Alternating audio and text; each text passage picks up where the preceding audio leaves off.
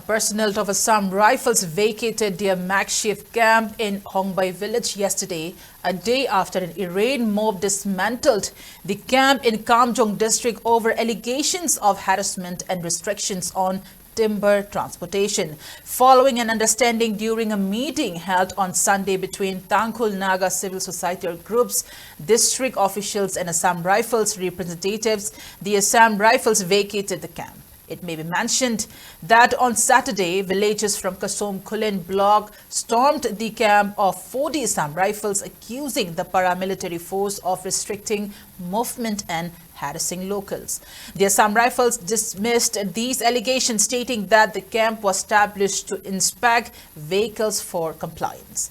In a statement, the Assam Rifles mentioned that in January 11th, personnel stopped a vehicle carrying timber without mandated documents.